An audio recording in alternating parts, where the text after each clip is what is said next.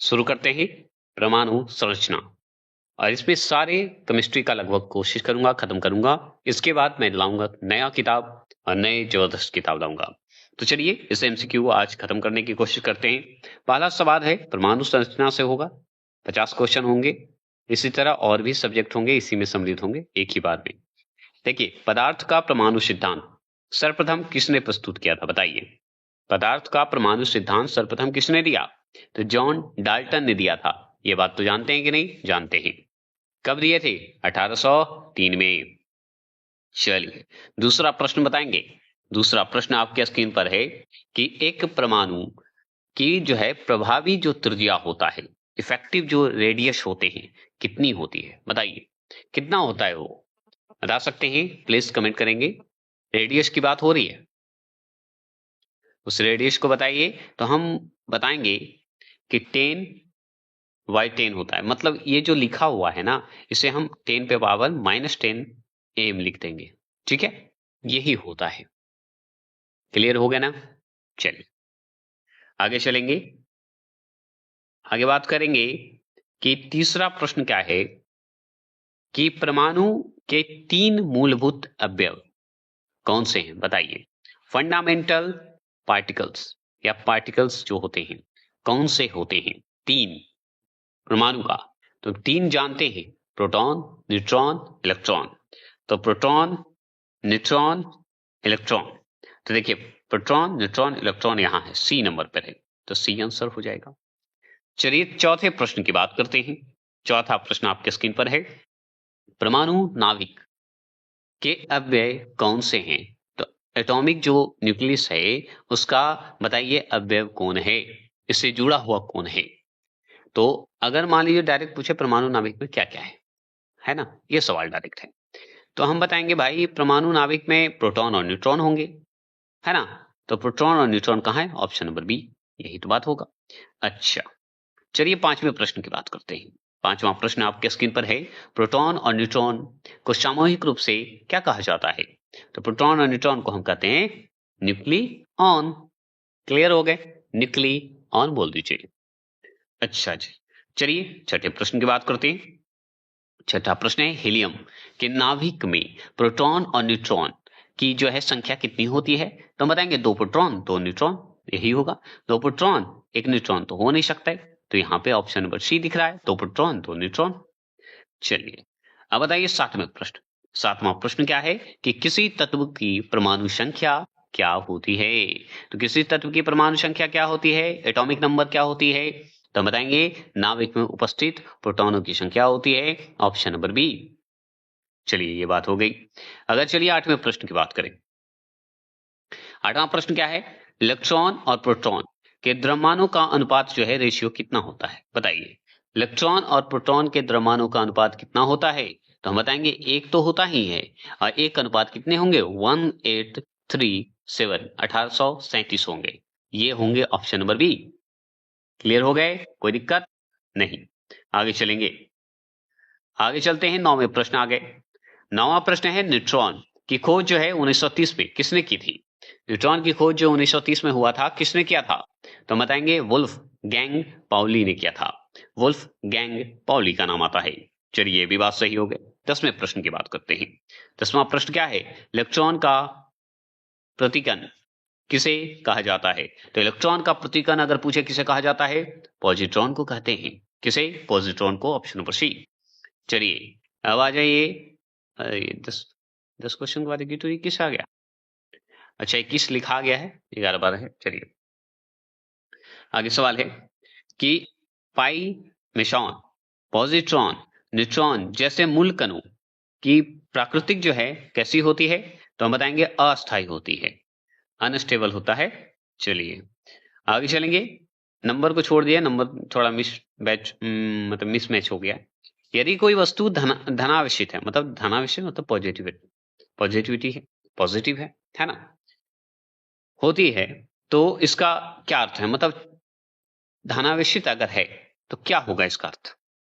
तो हम बताएंगे वस्तु द्वारा जो इलेक्ट्रॉन का परित्याग होता है, मतलब इलेक्ट्रॉन जो त्यागता है, किया गया है, उसी को कहा जाता है।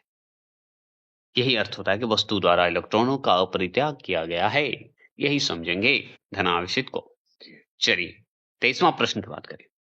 23वां प्रश्न है इलेक्ट्रॉन पर कितने या कितना कूलॉम सी परम आवेश होता है, बता दीजिए। तो हम बताएंगे एक अनुपात, यहां पे बढ़िया से कर देता हूं, 1:6 6022 गुने कर दीजिए, या आप कुछ भी कर सकते हैं, गुने 10 पे पावर -19 बता देंगे, यही हो जाएगा। कहां है? Option number B. देखिए ये ऐसे लिखा हुआ है तो ये समझना पावर है, ये बताना चाह रहा है। चलिए दे नहीं पाया वैसा। आगे चलेंगे। 24 सवाल है कि प्रोटॉन की खोज जो है 1886 ईस्वी में जो है किस वैज्ञानिक ने की थी, बताइए। 1886 में किस वैज्ञानिक ने प्रोटॉन की खोज किए थे, बता सकते हैं तो बता दीजिए। तो हम बताएंगे गोल्ड स्टीन का नाम आता है, उन्होंने ही किया था, मतलब उन्होंने किए थे। चलिए 25 सवाल की बात करें। 25 सवाल है प्रोटॉन का नामकरण वर्ष 1920 में किसके द्वारा किया गया था? 1920 में किसके द्वारा किया गया था? रदरफोर्ड द्वारा किया गया था। आगे चलें। 26 सवाल है न्यूट्रॉन की खोजकर्ता कौन है? न्यूट्रॉन की खोजकर्ता चैडविक हैं। कौन है? चैडविक। 27वां प्रश्न क्या है, सुनिए। परमाणु के किस मूलकण का द्रव्यमान जो है 9.1094 गुने 10 पे पावर, ये देखिए 10 पे पावर, ये वाला इंडिकेशन है, पावर समझिएगा, -31 मतलब 31 kg है। बताइए किसका होता है ये? तो बताएंगे इलेक्ट्रॉन का होता है। तो 9.1094 गुने 10 पे पावर -31, ऐसे कर दीजिए, -31 बोल दीजिए kg। अब क्वार्क बोलिए, क्वार्क कितने प्रकार के होते हैं? क्वार्क बताइए। तो 6 प्रकार के होते हैं। कितने प्रकार के होते हैं? 6 प्रकार के होते हैं। कौन कौन होते हैं? अप होंगे, डाउन होंगे, टॉप होगा, बॉटम होगा, ठीक है, बॉटम नीचे मान के चलिए, स्ट्रेंज स्ट्रेंज होगा और चार्म होगा। यही 6 होते हैं, ठीक है। चलिए क्वार्क का प्रकार पूछे तो अब देखिए 29 सवाल क्या है कि क्वार्क कण आपस में संयुक्त होकर मतलब जुड़कर किन कणों का निर्माण करते हैं? तो किन कणों का निर्माण करेंगे? हेड्रॉन का करेंगे। हेड्रॉन बोलिए, हेड्रॉन बोल दीजिए, कोई दिक्कत नहीं है। अगर मान लीजिए 30वां प्रश्न पूछे। 30वां प्रश्न क्या है कि किस तत्व के नाभिक की द्रव्यमान संख्या के संदर्भ में सत्य है? क्या सत्य है ना? तो यह परमाणु क्रमांक से अधिक होता है। क्या यह परमाणु क्रमांक से कम है? नहीं। परमाणु क्रमांक बराबर है? नहीं, अधिक है ना भाई। चलिए आगे चलें। 31 सवाल आपके स्क्रीन पर है। 31 सवाल क्या है? किसी तत्व के नाभिक की द्रव्यमान संख्या और परमाणु क्रमांक में जो है क्या संबंध होता है? तो क्या संबंध होता है बता दीजिए। तो हम बताएंगे द्रव्यमान संख्या परमाणु क्रमांक से अधिक होगा, कम नहीं होगा, ये होगा ऑप्शन नंबर बी। चलिए ये भी समझ गए। 32 क्वेश्चन नंबर 32 क्वेश्चन नंबर है परमाणु का ठोस गोला मॉडल 1803 ईस्वी में किसने दिया था? तो बताएंगे जॉर्ज डाल्टन ने दिया था। किसने? जॉर्ज डाल्टन ने दिया था। अगर आपसे और सवाल पूछे 33वां प्रश्न पूछते। 33वां प्रश्न क्या है, सुनिए। 33वां प्रश्न है रदरफोर्ड के परमाणु सिद्धांत 1911 ईस्वी के अनुसार परमाणु का केंद्र कैसा होता है? तो बताएंगे धनावेशित होता है।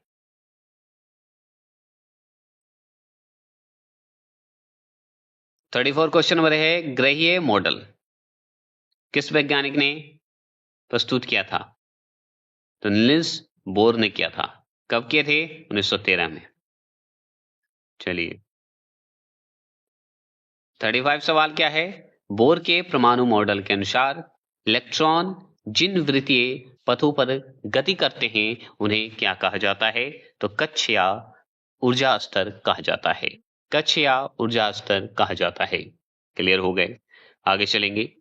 और 36 क्वेश्चन नंबर की बात करेंगे कि परमाणु की सबसे बाहरी कक्षा में अधिकतम कितने इलेक्ट्रॉन रह सकते हैं? तो बताएंगे 8 इलेक्ट्रॉन रह सकते हैं। ठीक है। 37 सवाल क्या है कि बोर का परमाणु मॉडल किस सिद्धांत के विपरीत है? बता दीजिए। तो हम बताएंगे ये जो है हाइजेनबर्ग का अनिश्चितता का सिद्धांत है, ये ध्यान रखिएगा। चलिए 38 सवाल है, रदरफोर्ड ने जो है परमाणु नाभिक की खोज किस प्रयोग के द्वारा किया था? कौन सा ऐसा प्रयोग किया था भाई? तो स्वर्ण पर्ण पर अल्फा कण प्रकीर्णन प्रयोग किया था। ठीक है, गोल्ड फॉइल पर जो अल्फा कण है उसका अल्फा कण प्रकीर्णन प्रयोग किए थे, इसके द्वारा ही किया गया था, प्रयोग द्वारा किया गया था। चलिए आगे चलेंगे। 39 सवाल है,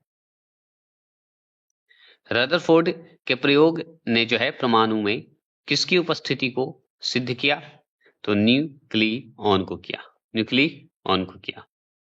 चलिए 40वां प्रश्न क्या है, जब इलेक्ट्रॉन एक चुंबकीय क्षेत्र से गुजरता है तो उसकी ऊर्जा और वेग पर क्या प्रभाव पड़ता है? ऊर्जा और वेग दोनों में वृद्धि होती है।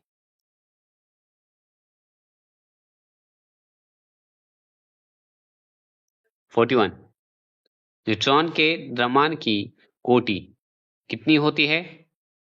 तो 10⁻⁻27 ग्राम होता है। ठीक है,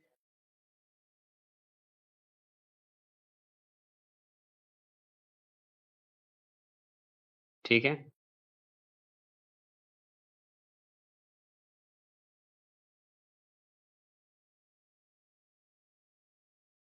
चलिए आगे चलेंगे। 42 है, तत्वों की प्राकृतिक को जो है किस आधार पर ज्ञात किया जा सकता है? तो इलेक्ट्रॉनिक विन्यासीकरण द्वारा किया जाता है।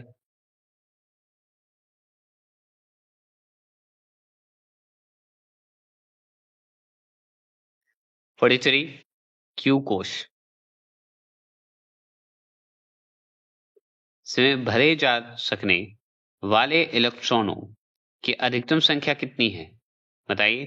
तो यह है 50, यह है 50। किस कोश की क्रम संख्या जो है या क्रमांक जो संख्या होता है व्यक्त करती है? बताइएगा। तो हम बताएंगे उस कोश के उपकोशों की संख्या, मतलब सेल जो होते हैं उसके कोश उपकोश, तो सेल। ठीक है, तो यहाँ पे सब सेल बोल दीजिए याद करने के लिए, उपकोश की संख्या।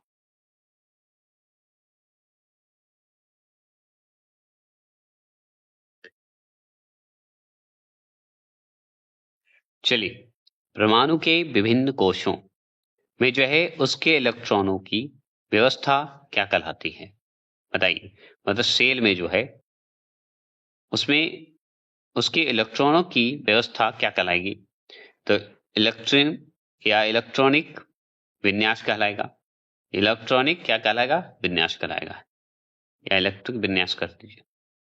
चलिए 46 सवाल क्या है बताइए, परमाणु के वाहकोश, वाहकोश आउटर सेल जिसे बोलते हैं, को किस नाम से जाना जाता है? आउटर सेल को, तो आउटर सेल को हम किस नाम से जानते हैं? संयोजी कोश कहते हैं या बैलेंसी सेल कहा जाता है। चलिए 47 क्वेश्चन, उपकोश को जो है किन अक्षरों द्वारा प्रदर्शित किया जा सकता है? तो शब्द सेल जो होते हैं, बताइए किन अक्षरों द्वारा प्रदर्शित करेंगे? एस पी डी एफ, याद रखिएगा। एस पी डी एफ बता देंगे, एस पी डी एफ बता देंगे। चलिए 48 सवाल, 48 है वह त्रिविमीय, मतलब थ्री डायमेंशनल जो होते हैं या 3D बोलते हैं। ठीक है, इसी को 3D बोलिए, डायमेंशनल बोलिए, त्रिविमीय बोल दीजिए। क्षेत्र जिसमें इलेक्ट्रॉन पाए जाने की संभावना सर्वाधिक होती है क्या कहलाती है? तो वो कहलाती है कक्षक, मतलब ऑर्बिटल कहलाता है, कक्षक कहलाता है। 49 सवाल, 49 क्या है, किसी कोश में उपस्थित इलेक्ट्रॉनों कि अधिकतम संख्या निकालने का सूत्र क्या है? निकालने का सूत्र क्या है? तो ये है 2n, 2n माइनस 2 नहीं है, 2n 2 है। ठीक है, जहां n जो होता है कोशों की संख्या है, तो ये वाला आंसर होगा। ये जो ऊपर है ना, इसका मतलब पावर है। ठीक है, 2n 2 होगा। चलिए आगे चलेंगे। क्वार्क। क्वार्क कण जो है आपस में मिलकर किन कणों का निर्माण करते हैं? कौन सा कण का निर्माण करते हैं बताइए? तो हेड्रॉन या हेड्रॉन का करते हैं। जैसे मान लीजिए हेड्रॉन में जैसे कि मान लीजिए प्रोटॉन और न्यूट्रॉन, वैसे। चलिए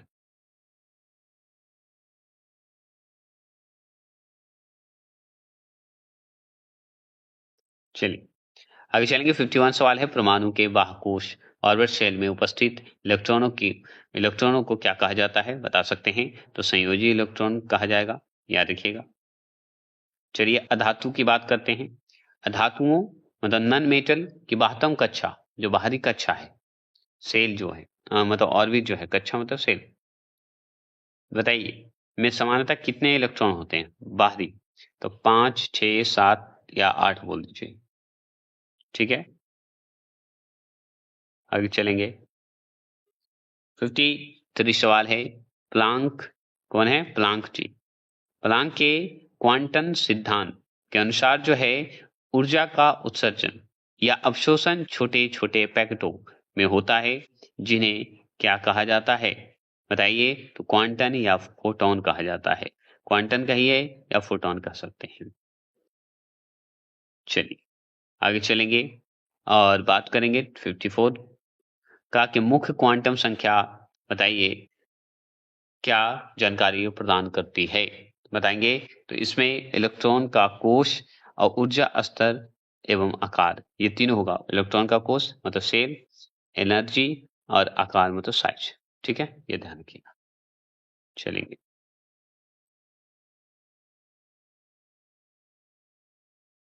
चलिए 55वां प्रश्न क्या है कि ड्यूगन्सी, ठीक है, क्वांटम संख्या जो है किसका निर्धारण करती है? बताइए किसका निर्धारण करेगी? तो कक्षकों के त्रिविमीय मतलब 3D आकार या कोणीय संवेग का करेगा। क्लियर हो गया? अगर मान लीजिए पूछते 56 क्वेश्चन नंबर है, अपवर्जन का सिद्धांत जो है किस वैज्ञानिक ने जो है प्रतिपादित किया था? बता दीजिए। तो हम बताएंगे वुल्फ गैंग पाउल ने किया था। ये भी हो गए। 57 सवाल है कि पाउली के अनुसार, जो वुल्फ गैंग पाउली हैं उनके अनुसार एक ही परमाणु में दो इलेक्ट्रॉनों की चारों क्वांटम संख्या कैसी नहीं हो सकती है? मतलब चारों जो क्वांटम संख्या, उसमें दो इलेक्ट्रॉनों की जो चारों क्वांटम संख्या होती है, कैसे नहीं हो सकती है? बताइए। तो समान नहीं हो सकती, सब अलग अलग होगा। ये तो कोई भी जानता है कि एक जैसा नहीं होगा। अंगुली ही एक जैसा नहीं है तो ये कैसे हो जाएगा? 58 चुंबकीय क्वांटम संख्या, ये ऐसे ही डायलॉग मार दिया बीच में, इग्नोर करना है। चुंबकीय क्वांटम संख्या क्या दर्शाती है? तो कक्षकों की संख्या तथा उनकी दिशा। चलिए 59 सवाल आ गए।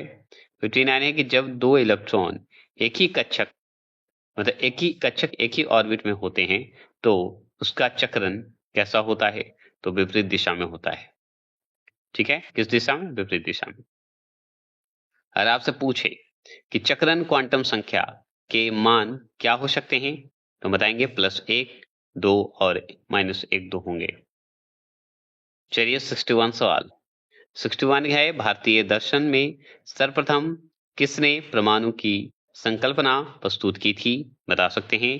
तो ऋषि कनाद ने की थी, याद रखिएगा। चलिए 62 क्या है? एन कोष मतलब एन सेल मतलब एन बराबर दिया हुआ है 4 में अधिकतम कितने इलेक्ट्रॉन भरे जा सकते हैं? तो बता दीजिए। तो इसमें मान लीजिए 32 भरे जा सकते हैं। ठीक है, कितने? 32। क्योंकि आप जानते हैं उपकोष कितने होते हैं, कैसे इंडिकेट किया जाता है? SP, DF, G, H, I तक होता है, याद रखिएगा। उसमें जोड़ा जाता है ऑर्बिट से और मल्टीपल कर दिया आ जाएगा। अब जैसे देख लीजिए, यहाँ पे उपकोष की बात करें, उपकोष जो जिसे हम सबसेल बोलते हैं, इसमें एस पी डी एफ मतलब ये 4 हैं इसमें क्रमांक। कितने कक्षक मतलब ऑर्बिट होते हैं बताइए, कितने ऑर्बिट होंगे? जिसमें 4 होंगे उसमें ऑर्बिट कितने होंगे? तो 4 होंगे। और 4 हैं मतलब कि 1 3, ठीक है, 5 और 7, याद रखिएगा यही होगा। तो 1 3 5 7 4 है तो सबका रहता है, ठीक है, ऑर्बिट कोशिका। और उसके टोटल जोड़ के निकालिएगा ना तो आपको 32 हो जाता है। 32। चलिए 64 क्या है? द्रव की वह अवस्था जिसमें पदार्थ अत्यधिक आयनित हो, ठीक है, क्या होता है? आयनित गैस के रूप में होता है। तो आयनित गैस के रूप में प्लाज्मा। समान, ये जो हम लोग जानकारी दे रहे हैं एनसीईआरटी बुक से आधारित है, थंबनेल में आप देख सकते हैं। 65 क्वेश्चन नंबर क्या है? किसी तत्व के रासायनिक गुण किस पर निर्भर करते हैं बताइए? तो इलेक्ट्रॉनिक विन्यास पे करते हैं, ये रिपीट क्वेश्चन है, ठीक है। चलिए और भी आगे बढ़ें। है क्या? 116 बोल रहा हूँ, 66 प्रश्न है। परमाणु के नाभिक की खोज रदरफोर्ड ने किस वर्ष की थी बता दीजिए? तो 1911 में किए थे, याद रखिएगा। चलिए 67 क्वेश्चन नंबर है। समान परमाणु भार परंतु भिन्न परमाणु क्रमांक वाले तत्वों को क्या कहते हैं? तो समभारी कहते हैं, आइसोबार कहते हैं। चलिए अगर बात करें परमाणु के जो मंडल मॉडल हैं के जनक कौन हैं बता दीजिए? तो निल्स बोर हैं, ये हम जानते हैं। चलिए 69 प्रोटॉन का द्रव्यमान इलेक्ट्रॉन के द्रव्यमान का लगभग कितना गुना होता है? तो 1837 गुना होता है। अब यहाँ पे पी कोश है मतलब पी शेल के लिए मुख्य जो क्वांटम संख्या होता है, क्वांटम संख्या मतलब एन का मान क्या होगा? पी का, ठीक है, पी का 6 होगा, एन बराबर 6 होगा। अगर देख लीजिए के का अगर पूछे तो एन बराबर 1। अगर कोश है ये एल कोश में बांटा गया है तो एन बराबर 2 होगा। अगर एम कम में बांटा गया तो एन बराबर 3 होगा। अगर एन में बांटा गया तो 4 होगा, ओ होगा तो 5 होगा, पी कोश होगा तो 6 होगा और क्यू कोश होगा तो 7 होगा, याद रखिएगा। तो इसमें आंसर क्या होगा बता दीजिए? पी कोश है तो 5, सॉरी पी कोश है तो 6, ठीक है। 4 जो हमारा था एन कोश वाला, 5 जो है ओ कोश वाला, 7 जो है क्यू कोश वाला। तो क्यू कोश मतलब सेल। उपकोष को ही सबसेल बोलते हैं। उपकोषों की आकृति शेप को हम निर्धारित करने वाली जो क्वांटम संख्या है कौन सी है बताइए? उपकोष की आकृति या शेप को निर्धारित करने वाली क्वांटम संख्या कौन सी है? तो हम बताएंगे ड्यूगेंसी। क्या बोलेंगे? ड्यूगेंसी। ड्यूगेंसी क्वांटम संख्या है, ठीक है।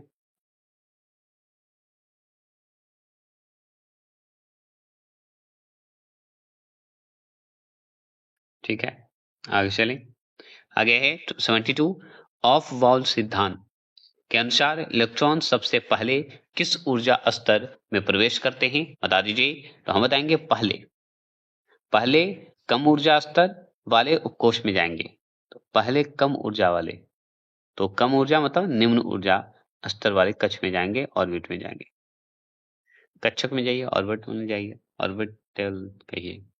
चलिए 73 मतलब केंद्र में भी कर सकते हैं। 73 क्या है कि ऑफ वाल्व नियम के अनुसार 3p उपकोष के बाद इलेक्ट्रॉन किस में प्रवेश करेगा? तो किस में करेगा? 4s में करेगा, ठीक है, 4s में करेगा। चलिए देखेंगे 47 सवाल है कि वह एकमात्र ऐसा तत्व कौन सा है जिसके समस्थानिकों के जो नाम है भिन्न भिन्न है, जैसे प्रोटियम, ड्यूटेरियम और ट्राइटियम, यही है, ठीक है। तो याद रखिएगा ये सब जो हैं ये हाइड्रोजन, ठीक है। मतलब कि ध्यान रखिएगा, वह एकमात्र ऐसा तत्व है या एक ऐसा जो तत्व है, कौन सा है, जो कि समस्थानिक मतलब आइसोटोप के नाम से भिन्न भिन्न प्रोटियम, जैसे एग्जाम्पल में प्रोटियम, ड्यूटेरियम और ट्राइटियम, ये भिन्न भिन्न है। ठीक है, तो और क्या होगा इसमें, उसका नाम बताइए, कौन सा तत्व है? तो हाइड्रोजन है। चलिए 75 सवाल। 75 है, हाइड्रोजन का जो है कौन सा स्थानिक रेडियो एक्टिव होता है, बताइए? तो ट्राइटियम का होता है। क्या होता है? ट्राइटियम का होता है। मतलब माइनस, माइनस नहीं है ना,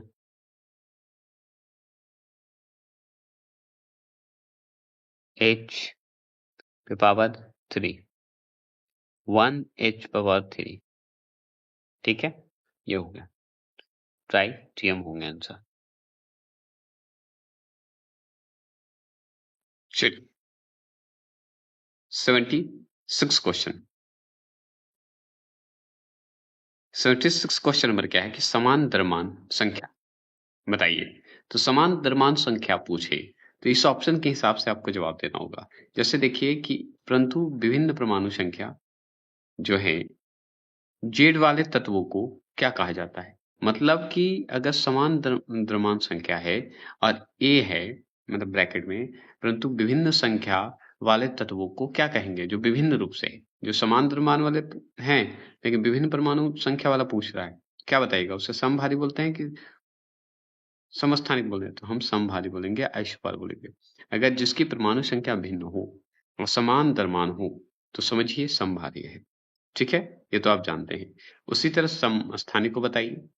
अगर आपसे पूछे कि परमाणु रिएक्टरों में ईंधनों के रूप में यूरेनियम के किस समस्थानिक का प्रयोग किया जाता है, मतलब आइसोटोप का इस्तेमाल करते हैं,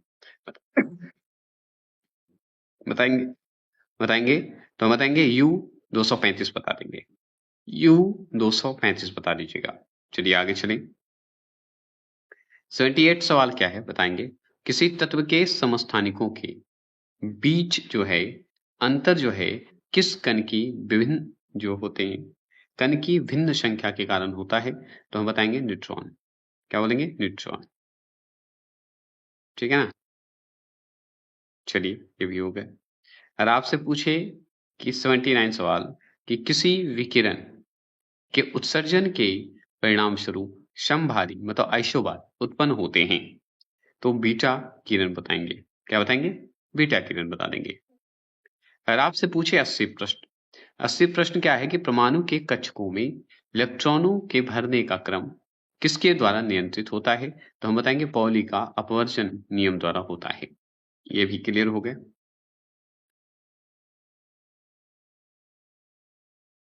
तो यहाँ पे देखिए थोड़ा सा मिस्टेक हो गया। 80 प्रश्न का आंसर होगा ए, ऑफ वॉल सिद्धांत होंगे। परमाणु के कक्षकों की बात करें, ऑर्बिटल की बात करें, तो उसमें इलेक्ट्रॉनों को भरने की अगर क्रम पूछे किसके द्वारा नियंत्रित होगा, तो ऑफ वॉल के सिद्धांत द्वारा होगा। 81 सवाल क्या है? 81 है कि वे तत्व जिनके परमाणु क्रमांक समान परंतु परमाणु भार जो है भिन्न भिन्न होते हैं, क्या कहलाते हैं? बता दीजिए। तो उसे हम समस्थानिक कहते हैं। क्या कहते हैं? उसे समस्थानिक कहते हैं, आइसोटोप कहते हैं। चलिए ये बात हो गई। 82 सवाल क्या है सुनिए, परमाणु क्रमांक की गणना जो है किस आधार पर की जाती है? तो तत्वों के नाभिक में जो प्रोटॉन होते हैं और न्यूट्रॉनों की संख्या पर किया जाता है। क्या ये बात सत्य है? नहीं, ये गलत है। तत्वों के नाभिक में उपस्थित जो प्रोटॉन की संख्या उस पर किया जाता है। तो ऑप्शन नंबर बी सही है। चलिए परमाणु भार बताइए। परमाणु भार जो है ज्ञात करने का सही सूत्र क्या है? परमाणु भार को अगर ज्ञात करना है तो आपको याद रखना होगा प्रोटॉनों की संख्या और न्यूट्रॉनों की संख्या याद रखिएगा। मतलब प्रोटॉनों की संख्या प्लस न्यूट्रॉनों की संख्या होगी। ठीक है, चलिए 84 सवाल आ चुके हैं। 84 है कि वे तत्व जिनके परमाणु क्रमांक तथा परमाणु जो भार है दोनों अलग अलग किंतु न्यूट्रॉनों की संख्या समान हो तो उन्हें क्या कहते हैं? तो उन्हें हम सम न्यूट्रॉन कहते हैं। मतलब न्यूट्रॉनों की संख्या अगर समान है तो सम न्यूट्रॉन, और परमाणु क्रमांक या परमाणु भार दोनों अलग-अलग है तो भी, अगर दोनों अगर परमाणु क्रमांक और परमाणु भार दोनों समान है तो समस्थानिक। अगर द्रव्यमान समान है और परमाणु भिन्न है ठीक है? तो ये हो गया समभारी, ऐसे ही नहीं, इसी तरह आप याद कर सकते हैं। आप अपने ढंग में कर सकते हैं, वो मैंने ऐसे ही बताने के लिए समझा देता हूँ आपको। और जब ऑनलाइन पढ़ाऊँगा तो डिटेल करूँगा। परमाणु क्रमांक का प्रथम नाभिकीय मॉडल जो है, किस वैज्ञानिक ने जो है वर्ष 1911 में प्रस्तुत किया? तो हम बताएँगे रदरफोर्ड ने किया, ठीक है। 86 सवाल की बात करें, 86 है alpha, beta, neutron. Alpha, beta, neutron तथा प्रोटॉन में सबसे भारी कण कौन-सा है? ये चारों में से सबसे भारी कौन-सा है? तो हम बताएँगे अल्फा कण सबसे भारी है, ये बात याद रखिएगा। अगर आपसे पूछे 87 सवाल है कि किस तत्व में या किस तत्व के सर्वाधिक समस्थानिक मतलब आइसोटोप पाए जाते हैं? तो हम बताएँगे पोलोनियम में पाए जाते हैं। Option number C. क्या पाए जाते हैं? पोलोनियम में। ठीक है। 88 सवाल क्या है कि जिन आयनों और परमाणुओं के इलेक्ट्रॉनिक विन्यास समान होते हैं, उसे या उन्हें क्या कहा जाता है? तो हम बताएँगे सम इलेक्ट्रॉनिक कहते हैं। क्या कहते हैं? सम इलेक्ट्रॉनिक कहते हैं।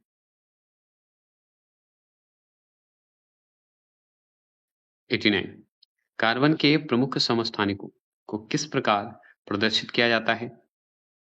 तो हम बताएँगे किस प्रकार करेंगे? तो -6 ठीक है, सी होगा और ये जो ऊपर वाला एंगल है, उस पे पावर होता है, तो पावर 12 हो जाएगा, ये वाला, ठीक है? फिर कर दीजिए, फिर -6 कर दीजिए, सी कर दीजिए और माइनस ऊपर पावर क्या कर दीजिए, 13 कर दीजिए। फिर उसी तरह 6 सी 14 कर दीजिए।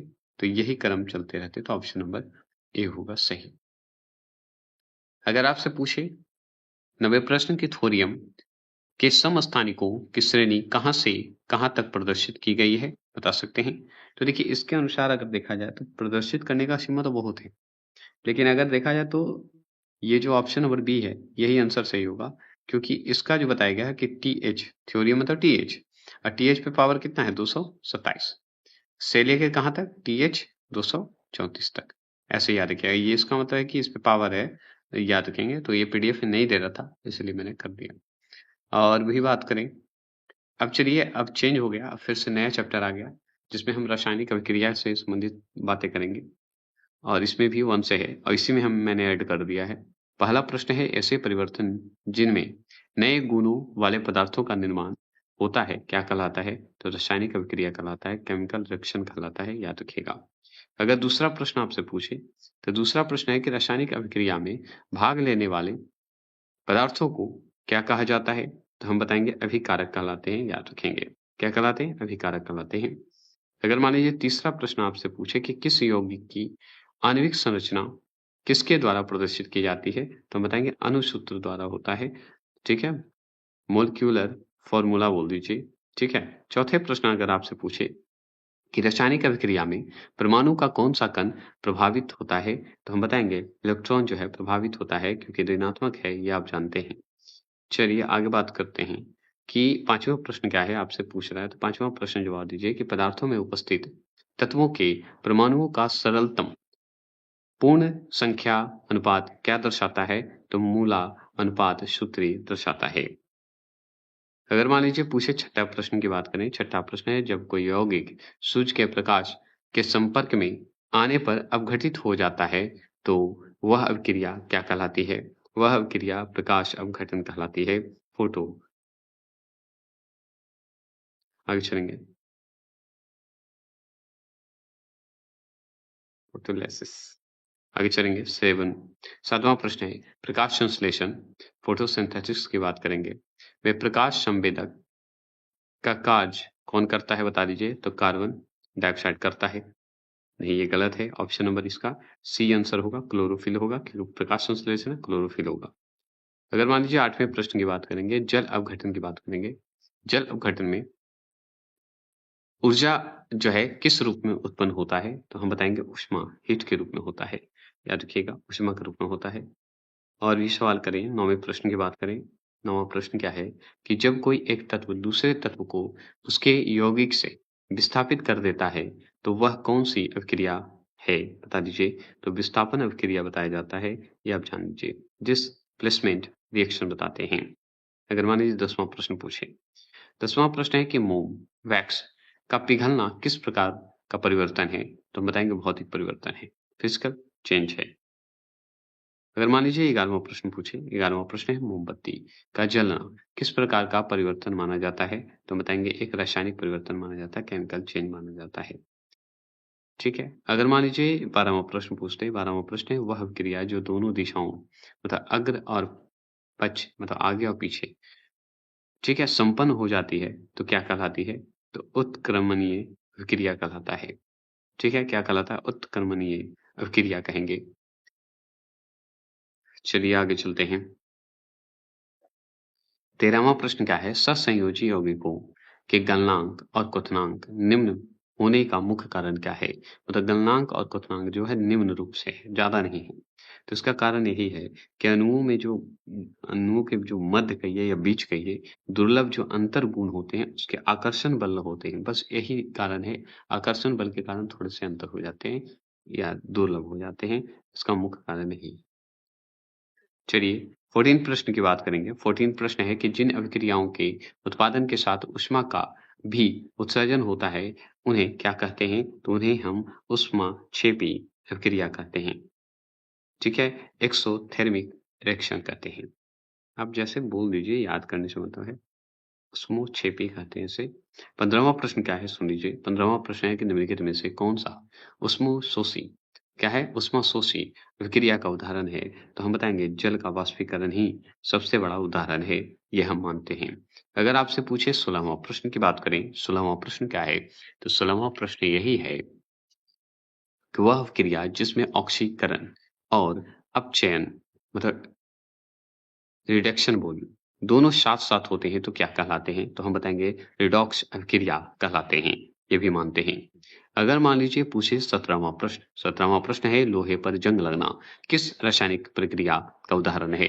लोहे पर जंग लगना बताइए किस रासायनिक प्रक्रिया का उदाहरण है? तो हम बताएँगे ऑक्सीकरण का ही प्रक्रिया है, ऑक्सीडेशन बोल दीजिए।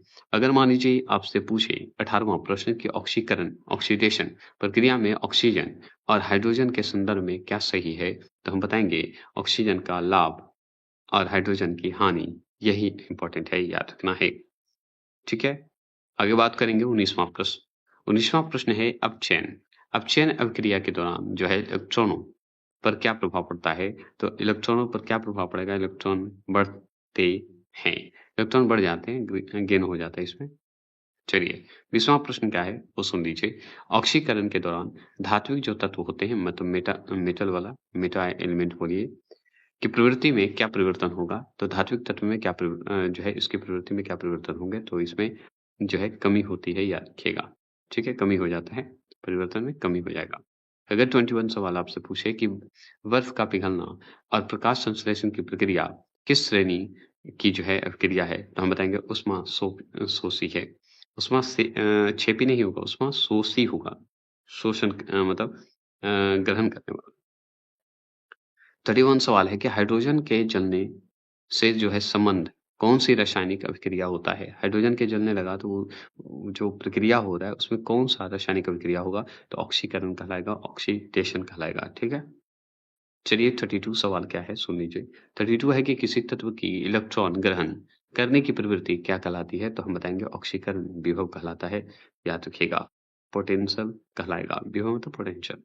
अगर मान लीजिए 33वां प्रश्न आपसे पूछे कि लौह अयस्क से लोहे के निष्कर्षण क्या बोलेंगे? निष्कर्षण में जो है कौन-सी अभिक्रिया सम्मिलित होती है? तो हम बताएँगे ऑक्सीकरण होती है, याद रखिएगा। चलिए आगे बात करते हैं 34वां प्रश्न है। 34वां प्रश्न है एक संतुलित रासायनिक समीकरण में अभिकारक और उत्पाद पक्ष में जो है किसकी संख्या समान होती है? तो हम बताएँगे परमाणुओं की होती है, याद रखिएगा। 35वां प्रश्न क्या है सुनिए। यदि कोई रासायनिक अभिक्रिया सम अवस्था में है, तो इसका क्या अर्थ है? तो इसका अर्थ यही होगा, क्या होगा? यही तो समझ में नहीं आ रहा है। तो अग्र और पक्ष अभिक्रिया के दर जो है समान होते हैं। इसके बीच का जो है आगे और पीछे वाला जो अभिक्रिया होंगे, उसके जो है समान रूप से होंगे। ठीक है? फॉरवर्ड और रिवर्स कहिए, ठीक है? या रिसीवर कर सकते हैं आप इसे। प्रशीतन, ठीक है? प्रशीतन जो होते हैं, रेफ्रिजरेशन बोल दीजिएगा।